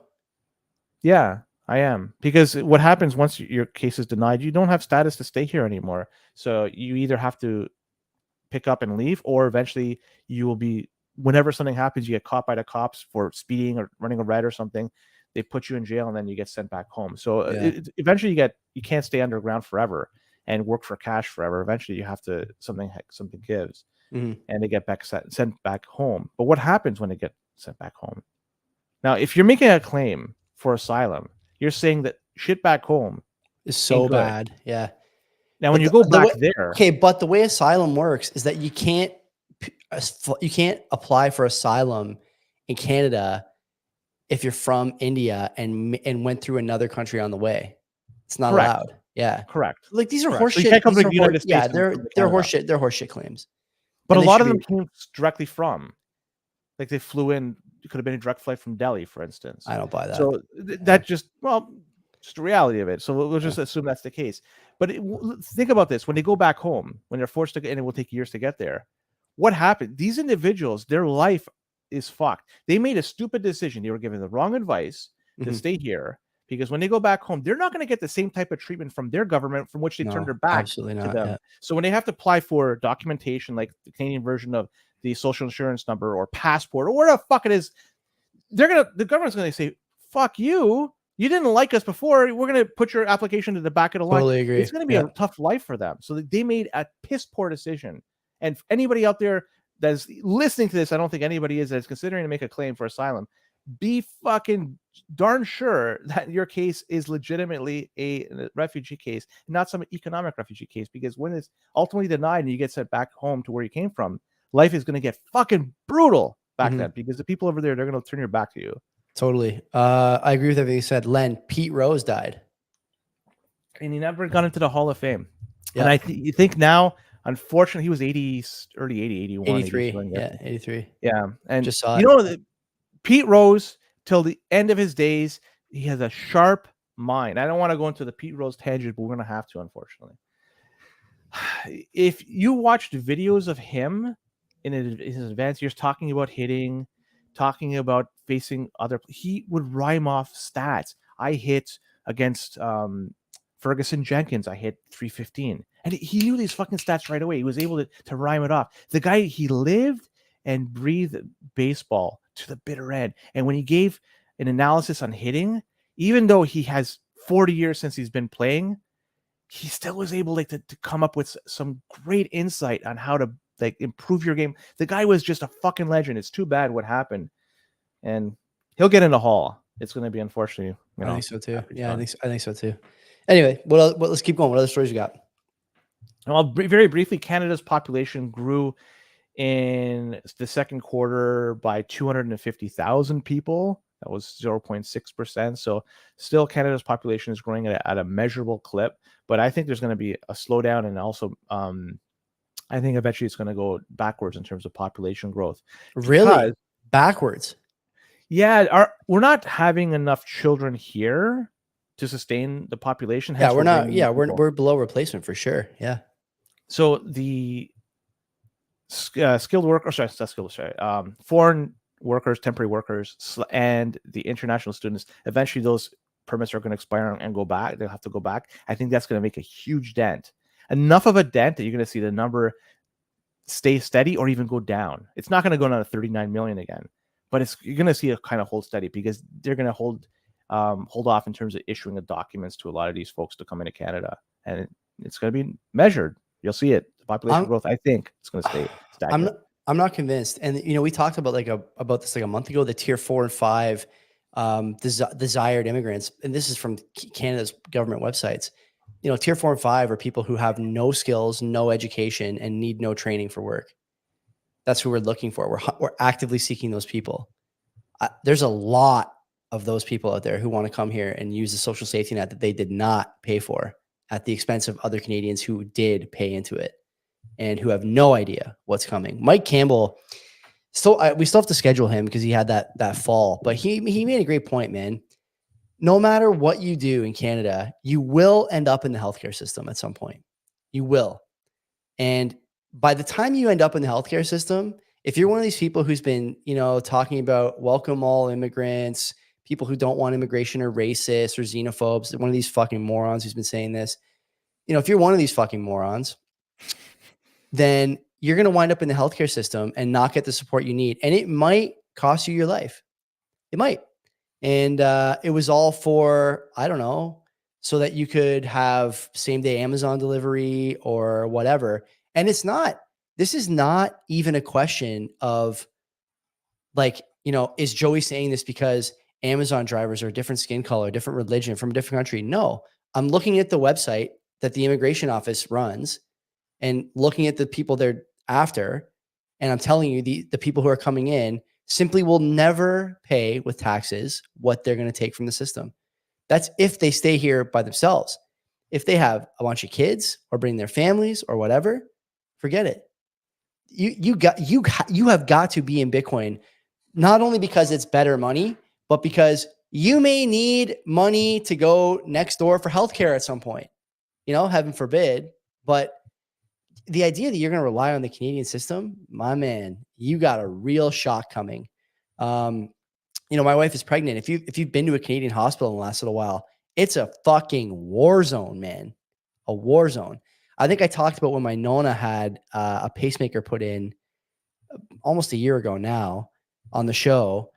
We went to visit her just after she was admitted. She didn't get a room. She's 92 years old. She didn't get a room for 48 hours. She was in the ER on the ground floor of a downtown Hamilton hospital, the heart hospital here in the city.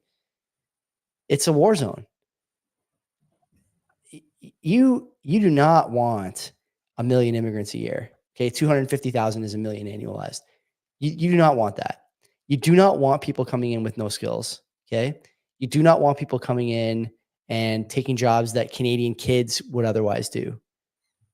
This is I feel so strongly about this after talking to kids I used to coach, talking to friends of mine or colleagues of mine, even who have kids who are under 20, experiencing hardship because of just insane demographic choices we made. By the way, overwhelmingly male. Like, it's changed the likelihood, the database likelihood that we have like some kind of significant social unrest here, thanks to single males. We have totally gone the wrong direction on this. And I hope that it's fixed. It seems like the powers that be understand that they've made a mistake, but I don't have a lot of faith that it'll go the other direction because corporate interests demand it. It's an easy, I think, voter base for one party. And I don't predict. I think it'll be a shell game. The immigration minister and other people in government seem unwilling to say that they're actually going to send people home. They just say we're going to reduce the number of temporary workers or temporary students or whatever. but they don't say that they're going to leave. It's more, it seems to me like a veiled, we're going to give citizenship. No. I think it sounds like that to me, Len. Like, I don't hear anyone saying that people are going back. I don't hear anyone saying that.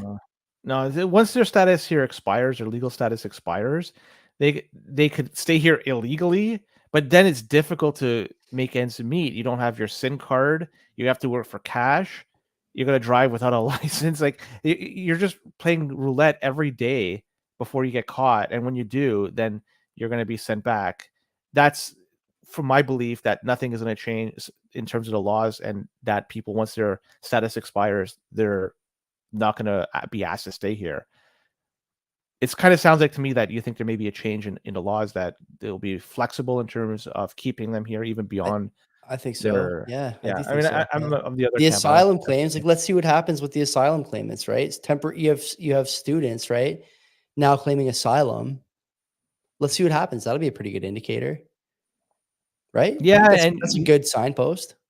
And but it's going to take a year or two before we ultimately see some of this actually be measurable in terms of. So it's going to be some time, and by then, it's likely we'll have a different government. They may change the direction in which the immigration policy is going, and now you mentioned that in terms of people coming in, young kids and stuff. I think that's the way I understand it is, if somebody comes to Canada with kids, or they are here and have kids, I think that's the one of the more desirable situations, because those kids, although they're not going to be contributing to the economy initially, they will, once upon a time, they graduate from school, and they would have a lifetime full of earnings in which they could contribute to Canada pension, should it still exist, and other things. So those are, and they're less likely to use the social system when they're young. Typically, younger people are more healthy than older. So those are the ones you want to have here, because they just have more benefits than anything else. Maybe, but the other side of that coin is they put other stresses on the system, right? Sure. Like schools, for example. Yeah. Exactly. And so there is no free ride, regardless of age. And part of the reason, I can stomach paying what I do in tax is because even if I don't use it, the hope is that when I have a kid in school, there's not going to be 50 kids, 30 of whom don't speak English, 20 of whom need IEPs, 25 of whom are disruptive and, it can't be taught, and one teacher in there. Like that's the hope, right? But I think what we're seeing here, and we talked about this in through the lens of Quebec maybe a month ago, the shortage of teachers they had leading into the September Open. And I think that every school board actually has this shortage, and maybe they're just not talking about it. But when I look and see, when I talk to parents, and when I kind of walk by the school in my neighborhood, even the schools in my neighborhood, there are a ton of kids for a school that's just not that big. And I see more portables now than I used to see. And, there's big schools opening in places where you think, man, there's already 3 huge schools here. Put another huge school here. Like, it just seems to me like the stresses are either right in your face with stuff like healthcare. It's an easy one, but there's other stresses too. And, that's, when you move in, another great example of this, we just talked about the Toronto floods over the summer or whatever, and how the infrastructure there is kind of crumbling and decaying. There's no free lunch when it comes to basic infrastructure either, sewage and roads. When you put, if you look at a place like Dundas or even like Hamilton Mountain, where there's a lot of single family detached homes, heaven forbid you own one of those. What you see is people clamoring to put apartment buildings, 12, 16, 20 unit buildings in these neighborhoods. There's no infrastructure for that. Sewage can't handle that. Schools can't handle that. Roads can't handle that. The parking can't handle, like, all the things that you as a taxpayer expect, because you chose to put roots down in that place with the understanding that you'd pay a higher level of taxes and receive a sort of a higher quality of life. It's taken from you. You didn't vote for that. And I think it does get sold as, yeah, we want young people coming in because they'll pay into the system, but they still don't give enough. There is an equilibrium somewhere, and we are past it, well past it, in my opinion. And even if we reduce the population, like you're saying we might, I don't agree with that. But even if we did, where when is the equilibrium reached again? I don't think that it is. And I would even say that this is a sign, people talk about this like decay of competence and legitimacy of institutions, right? Like the politicians looting at the trough as the empire collapses. I think we're there.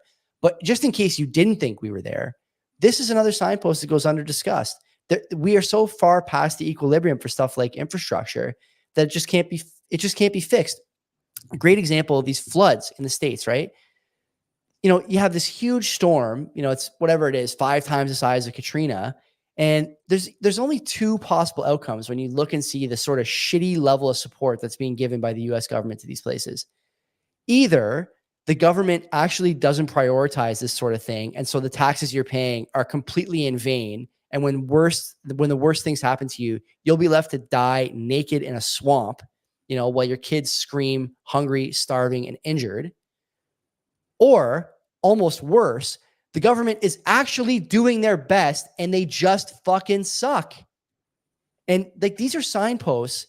And I realize I strayed a bit for immigration here, but these are signposts, man. Like, all this stuff, it's hard to imagine we get to a place where we reverse some of the damage that has led to this outcome. And immigration is only one piece of it. Education is only one piece of it. The expanding bureaucracy is only one piece of it. I don't think there's any coming back from a lot of this stuff. And so when we talk about why you should have Bitcoin, it is a bet that all these things continue to decay. And yeah, is that kind of a hard pill to swallow? It can be. But I think on the other side of the coin, you have this like really nice option that you can opt into with basically no friction at the moment that gives you an out should this continue to decline. And I think it's going to. Canada's immigration thing and, the sort of things we're discussing here right now, one piece of it. But man, you see this shit everywhere. And the disasters, they really shine a light on exactly how bad things are, in my opinion. Well, I want to go back. You were talking about they're shoehorning these apartment buildings in places. This has been going on forever, right? Yeah. Oh, yeah. And you see the results. You see the results. Yeah. And it makes, it's like Terap is saying, it's faster tax increases. And that's what it's faster property tax increase. They could just shove in a new high density residential unit and then collect a whole bunch of taxes as a result. And then, the infrastructure will just build it afterwards. But at that time, it takes years to get done. And the people's time and everything they're impacted because it takes them longer to get to and from work. And then having ambulances go to emergencies takes forever. So for sure, to get that's man. Problem. But this is what they do, and this is it's a short term, and that's how some elected official looks at it. They could just put it in, and it's good for the business. Sorry, it's good for the city or the town. And by the time he or she is gone, the problem isn't not their problem anymore. It's also another thing is you got to look at is stadiums and arenas too. And I'm going into it. A lot of them are, not all of them, but a lot of them are publicly funded to a degree. Some are not entirely, but there's a portion of it. And studies have shown that the public doesn't get anything back, not enough back from what they put in. So every dollar they put in, they don't get $1 or more in return in the long run. So it's a money losing endeavor. So it's kind of like you're funding rich individuals because they're kind of holding these cities hostage. Citizens want the bread and circuses so bad that they'll literally pay a billionaire to build a stadium so they can continue to. Pathetic. It's insane. It is insane. That is pathetic. That's something that should stop. It's a practice that should no longer be done. If they want to move, let them move. Let them go somewhere else. Let some other jabroni pick up the fucking tab, and you can at least. Sucks to not have the team to cheer for, but at least you have some funding in which you could pay for hospitals, schools, roads, and whatever the fuck else. So life will get incrementally better as a result. And that Saturday night, you will have to cheer for some other team, but that's just a snippet of time. The rest of your time, you're much better off. That's what you have to do. We got to fucking take a stand and say enough is enough. The money should be dedicated for the stuff that should be dedicated for. Not for special interests, not for fucking rich businesses, not for rich. Fuck this shit, And I was shocked, but I saw a video today about these stadiums and arenas. The lifespans of them are getting shorter, of course, by the decade. And what is the cause for that, you think? Is it just the greed of the owners, or is it also just that the building quality is shit, materials are shit, professional competency is shit? I actually think there's a case to be made that it's some combination of the two. I look at Ivor Wynn here in Hamilton that was just built. It was built under 10 years ago, I'm pretty sure, maybe a little longer than 10 years ago now, but it's already falling apart in some places. And it's not used that often. It's not a concert venue very often. The Ticats only play, 16 games a year, mostly in the summer. And it looks to me like it's already having problems. There's already big repairs on that thing. And Yeah. part of me is like, is this just, it's just everywhere and you can't get away from it. For sure, these things don't scale in the best of times, but if you start to put up shitty products, the scaling solution becomes much more difficult.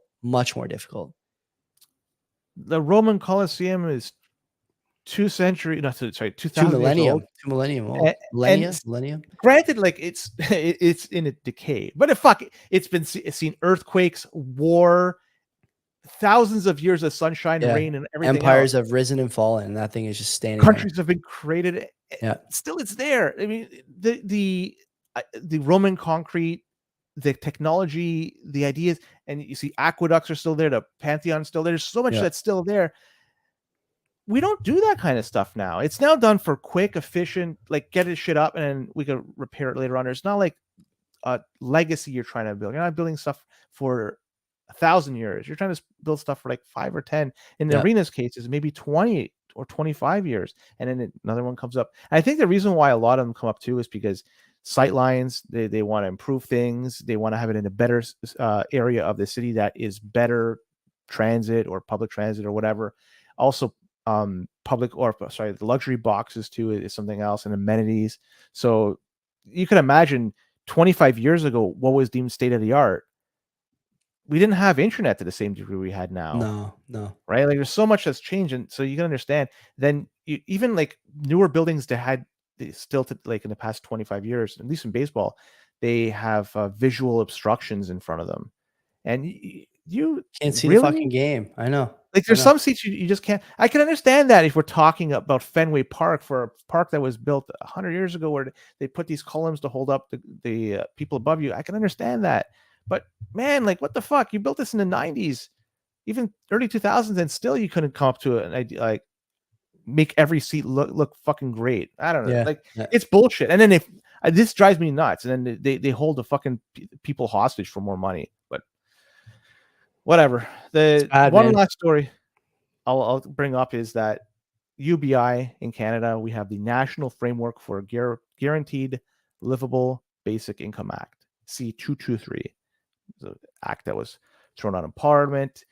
If this thing was passed, it would establish the first national framework for an unconditional guaranteed livable basic income for all persons in Canada over the age of 17. So the UBI folks are going to be pissed to hear that this failed in House of Commons, the C223. It was defeated 273 to 54. Oof. 54. So from what I scanned quickly, I saw that a lot of NDP voted, and even I think some Liberals voted. So I don't think they were whipped into voting one way or another. I think it was a free vote. From what I could see, I could be wrong. This is just my quick analysis.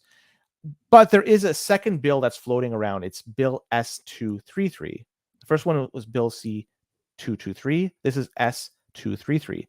So S233 is something that's been passed in the Senate. Like everything in a government, everything needs to be in triplicate, right? Like, so where's the third bill? We need a third bill somewhere. Either way, this was introduced in the Senate. It's currently in this committee after passing second reading.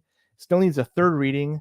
And then after it passes that in committee, then it has to go to the House for their votes and so forth. So looking at this is not going to pass. We have an election coming in 12, 13 months maximum.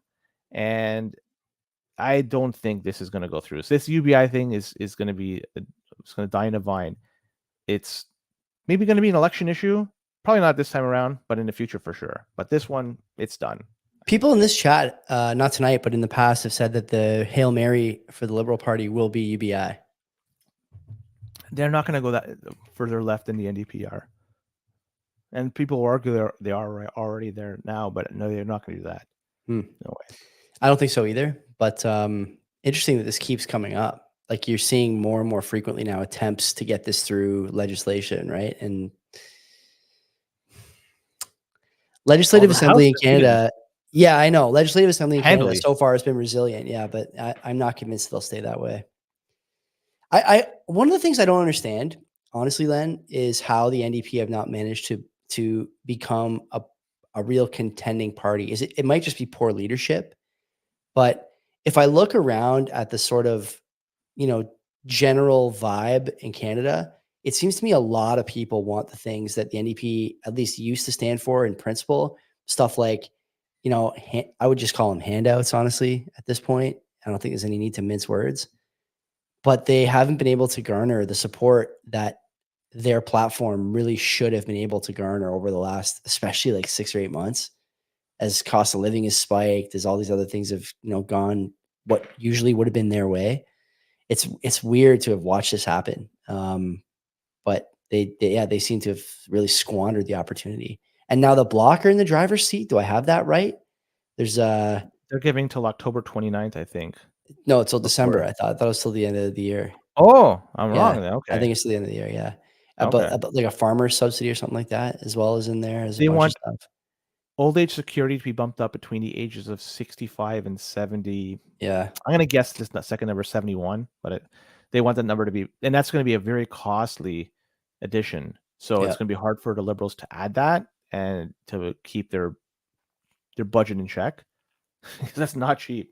yeah. But if they want to maintain power, they're gonna have to do something. They have to What appease to one of the big maintain parties. power to what end? Like this is the thing I don't get, and this is why I think like I'm not convinced they're going to lose the election. But if they think they're going to lose, like maintaining power, what does it do for them? Nothing. Shouldn't they be trying to like position themselves for like a less than complete napalm election loss? Doesn't seem like they're doing that.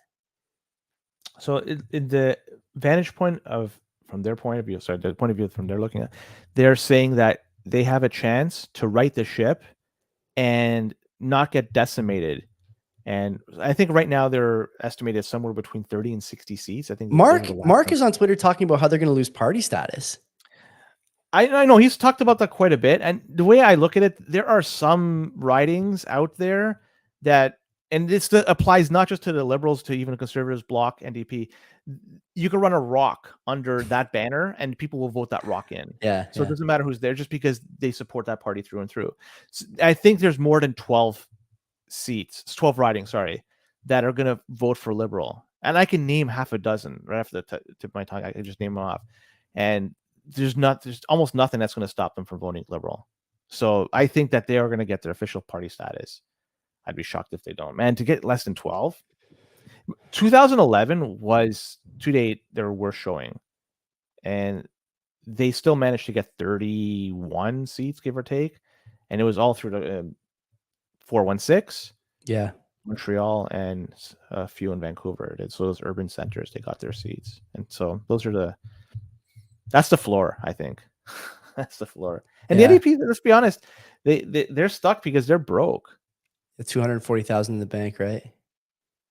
And they're 7 million in debt, or is that the number Yeah, wrong? we Maybe 3 saw the million, filing. whatever it is. I think the Bull Bitcoin guys were sharing the filing with us, or we were sharing it in our group chat there. Yeah, it's not So good. that's Boomer they making a don't have case too. Like we talked about this on the show. Harris, like, are the Liberals relying on Harris winning? I don't want to go down this road because I want to watch football and I have to edit this audio after we're done. But yeah, we're gonna have a lot of fun on this show over the next. I mean, we have fun anyways, but the next few weeks, 100% are going to be nuts. oh my And god, it's a month away and change from the I election. honestly was eating dinner with my wife today, and I said I haven't thought about the U.S. election almost at all.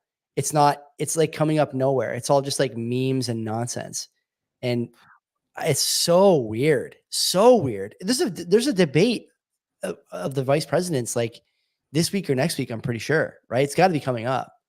Okay. How about Yeah, the other two? Are they still I think on? they're done. I think they're done. Hmm. Insane. Like it's just so this One whole and done cycle. Yeah. with the two candidates. I know he had one with the other guy, Yeah. but Sleepy one Joe. Yeah. fuck, man. I wanted more fireworks. I wanted Same. more sound You and me bites. I wanted both, more. man.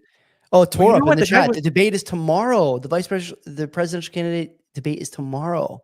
I Are you didn't going to even adjust the know that. time for the interview I with? got Dave tomorrow at 7, but yeah, I mean, You might have to go earlier. Oh, these no, start I later. mean, These debates, right? it'll start at 9 probably. Yeah. So you're Yeah. okay. Yeah. Anyway, Whatever. Okay, God bless everyone. Thanks for watching. Thanks for listening. Yeah, see you tomorrow. David St. Ange. Until then, take care of yourselves.